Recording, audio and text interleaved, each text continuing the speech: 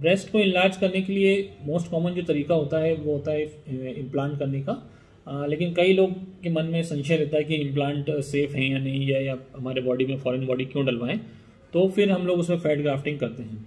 लेकिन आपको ये समझना होगा कि जो ब्रेस्ट इम्प्लांट है पिछले 50 साल से पूरी दुनिया भर में किए जा रहे हैं, इंटायरली सेफ हैं।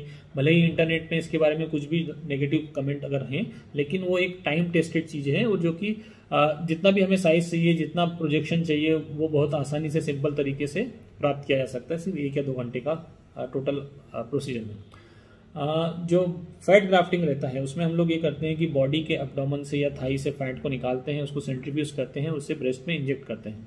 अब कई लोग जो ब्रेस्ट इम्प्लांट या ब्रेस्ट ऑगमेंटेशन करना चाहते हैं, ब्रेस्ट इलाजमेंट करना चाहते हैं, उनमें बहुत दुबले पतले रहते हैं, तो उसमें फैट मिलता नहीं है, तो उस तरह के लोगों में इम्प्लांट करना ही बेहतर रहता है। लेकिन यदि आपका वेट थोड़ा सा एवरेज है, एवरेज से थोड़ा सा ज़्यादा है, तो फैट ग्राफ्टिंग की जा सकती है। फैट ग्राफ्टिंग जो है प्रोसीजर थोड़ा कॉम्प्लेक्स प्रोसीजर है, अधिक समय लगता है, अधिक आफ्टर केयर लगती है as compare to breast implant procedure. जो आपको एक सर्जिकल वीडियो हम लोग दिखा रहे हैं, उसमें पेशेंट का जो एज था अराउंड 28 ईयर्स था, अनमेरिड है फीमेल, और उसमें हमने फैट को निकाला, सेंट्रीफ्यूज किया, इनसे इंजेक्ट किया। जो लिमिटेशन होता है फैट ग्राफ्टिंग का ये रहता है कि उसमें बहुत ज़्यादा फैट नहीं डाल सकते, एक लिमिट से ज़्यादा हम नहीं डाल सकते। मतलब अगर आप चाहें कि बिल्कुल फ्लैट चेस्ट है और उससे बहुत बड़ा साइज कर दिया जाए, तो वो इम्प्लांट के द्वारा ही पॉसिबल रहता है। जो फैट ग्राफ्टिंग का इंडिकेशन उन लोगों में रहता है जिनमें कि ब्रेस्ट का साइज एवरेज से कम है या थोड़ा छोटा है, उससे थोड़ा बढ़ाना है, मतलब कुछ इंक्रीज करना है, जैसे अपर पार्ट में फुलनेस बढ़ाना है या उसका शेप प्रॉपर करना है, तो ही उसमें पॉसिबल रहता है। बहुत ज़्यादा अगर हम फैट डाल देंगे तो वो बॉडी उतना टेक नहीं कर पाती, क्योंकि वहाँ पर वो एक ग्राफ्ट की तरह रहता है, जिसको कि खुद का ब्लड सप्लाई नहीं रहता, उसको सराउंडिंग टिश्यू से ब्लड सप्लाई लेना रहता है। तो उसको फैट को जो हम लोग इंजेक्ट करते हैं तो मल्टीपल लेयर्स में करते हैं, और एक लिमिट से ज़्यादा उसमें हम लोग इंजेक्ट नहीं कर सकते। तो ये वीडियो के माध्यम से हम आपको ये प्रोसीजर समझाते हैं, इसमें कितना कॉस्ट लगेगा, कितना समय लगता है, क्या आफ्टर केयर लगता है, वो आपको डिटेल में बताते हैं। प्रोसीजर जो रहती है सिडेशन में की जाती है। सबसे पहले हम लोग कुछ सॉल्यूशन इन्फिल्ट्रेट करते हैं एब्डोमेन में, और उसके बाद उसी पार्ट से फ़ैट को सक्शन आउट करते हैं। ये आप देख सकते हैं जो फैट हमने सक्शन आउट करा है इसको, इसके बाद इसमें जो वाटर है उसको रिमूव करना रहता है, इसको सेंट्रीफ्यूज मशीन में कॉन्सेंट्रेट करना रहता है, जिससे कि हम लोग प्योर फैट सेपरेट कर सकें और उसे इंजेक्ट कर सकें, ताकि उसकी सर्वाइबिलिटी अधिक से अधिक रहे और कम से कम इंजेक्ट करने पर भी हमें बेहतर रिजल्ट मिल सके। जो प्रोसीजर का ड्यूरेशन रहता है करीब 1.5 आवर रहता है, और उसके बाद पेशेंट हम लोग 2 से 3 घंटे बाद पेशेंट को घर भेज सकते हैं।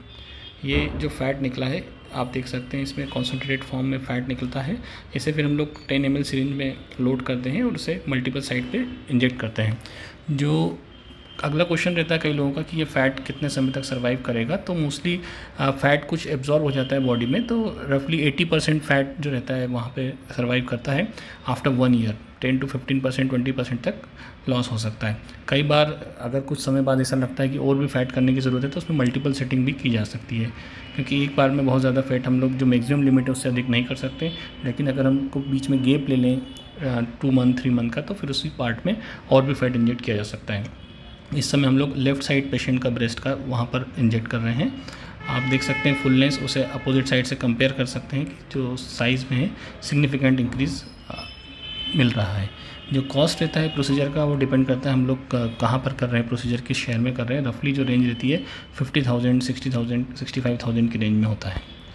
कई पेशेंट में ब्रेस्ट का साइज़ ठीक रहता है, कोई कमी नहीं रहती है, तो उसमें सिर्फ अपर पार्ट में यदि फुलनेस कम रहती है तो हम लोग इसमें ब्रेस्ट में फ़ैट इंजेक्ट करके कर सकते हैं। स्पेशली प्रेगनेंसी के बाद, multiple child birth, breast feeding के बाद अगर लूजनेस आती है तो उस लूजनेस को करेक्ट करने के लिए फैट ग्राफ्टिंग की जा सकती है।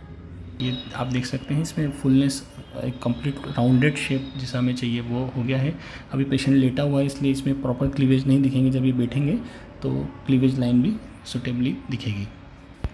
प्रोसीजर के बाद नेक्स्ट डे से आप लगभग सारे काम कर सकते हैं, उसमें घर पे बैठने या आराम करने का ज़रूरत नहीं रहता है।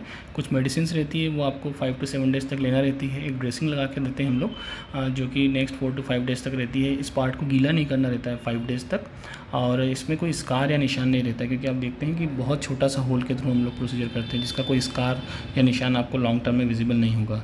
अब इस समय हम लोग राइट साइड में सिमिलर प्रोसीजर कर रहे हैं। लगभग 200 to 250 cc तक फ़ैट हम लोग आराम से ईच साइड इंजेक्ट कर देते हैं। डिपेंड करता है पेशेंट का एग्जिस्टिंग साइज़ ऑफ ब्रेस्ट और हाइट एंड हेल्थ, उसका रिक्वायरमेंट कितना है। This is now our final result, and इसके बाद हम लोग ड्रेसिंग करेंगे। प्रोसीजर जो है इंटायरली सेफ़ है, कोई मेजर साइड इफ़ेक्ट नहीं है। सिर्फ जहाँ से हमने फैट निकाला है वहाँ पर सीरोमा या हेमेटोमा ना बने, स्वेलिंग जल्दी चली जाए, तो उसके लिए कंप्रेशन गारमेंट पहनना पड़ता फॉर नेक्स्ट 7 डेज़, जैसे इस केस में एब्डोमेन में पहनना की ज़रूरत रहेगी।